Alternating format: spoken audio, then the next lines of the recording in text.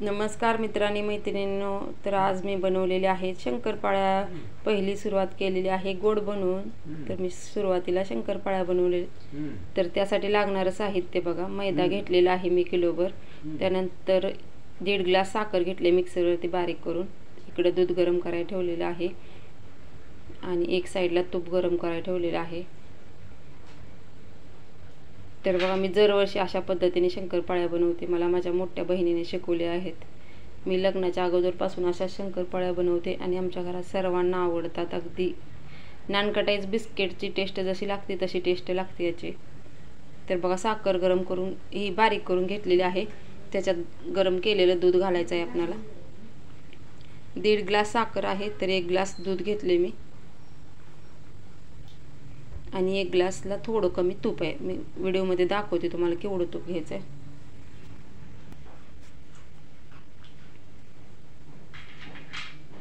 तूप पण आपल्याला गरम करूनच घ्यायचं आहे. सर्व काही गरम करून घ्यायचं आहे, म्हणजे तूप आणि दूध. तर अशा पद्धतीने शंकरपाळ्या केल्यानंतर बघा एकदम छान आणि टेस्टी लागतात.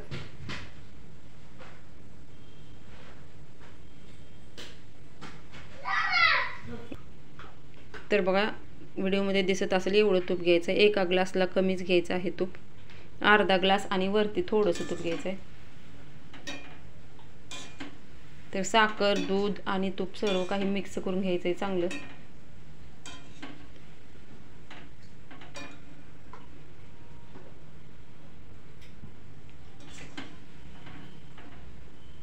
गरम गरम असतानाच आपल्याला त्यात पीठ घालवायचं आहे.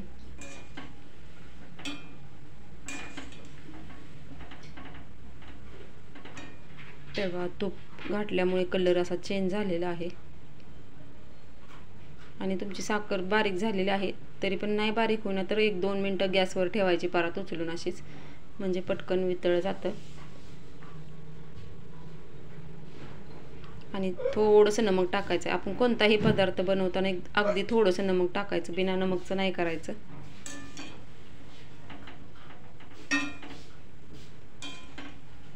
तर इथं बघा 1 किलो मैदा आहे. यातील थोडासा मैदा शिल्लक राहतो. एवढ्या मोठा ग्लासमध्ये थोडासा मैदा शिल्लक राहतोय बघा. म्हणजे जेवढं बसेल तेवढं पीठ मळून घ्यायचं असं.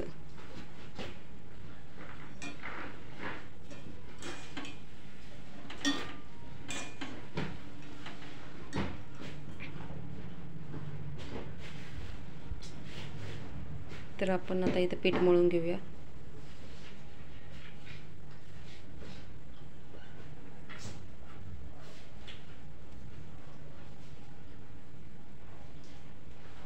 सोडा हे काय टाकायचं नाही बघा. इथं व्हिडिओमध्ये मी दाखवले तुम्हाला, मी सोडा नाही टाकलेला.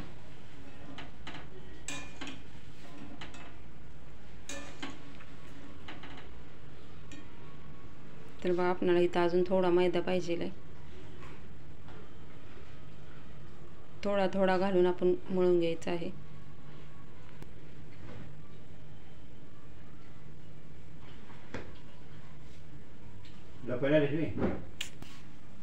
तर बघा, थोडा मैदा शिल्लक राहिलेला आहे. पूर्ण मैदा याच्यात बसलेला आहे.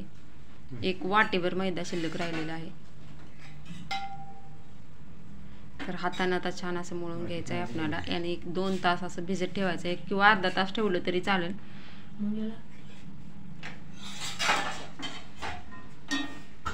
तर बघा, इथं आपले कणिक छान असे मळून झालेले आहे शंकरपाळ्याचं पीठ. तर मी इथं पातेला ठेवून वरतून कापड, वल्ल कापड ठेवणार आहे. एक अर्धा तास ठेवणार आहे मी आणि नंतर करायला घेणार आहे बघा. अरे, तर बघा अर्धा तास झालेला आहे. तर आपण इथं गोळा करून घेऊया आणि शंकरपाळ्या लाटायला घेऊया.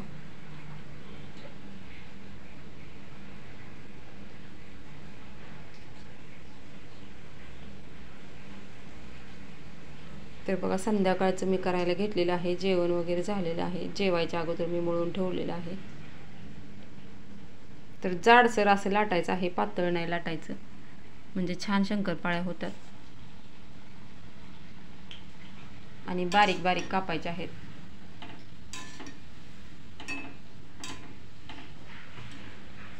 तर व्हिडिओमध्ये बघा दिसत असेल अशा पद्धतीने काप करायचा आहे.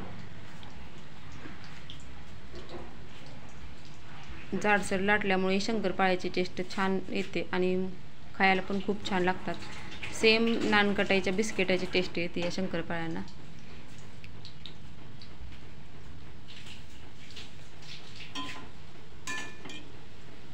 तर 1 किलो मैद्यातलं 1 वाटीभर पीठ शिल्लक राहिलेलं आहे बघा।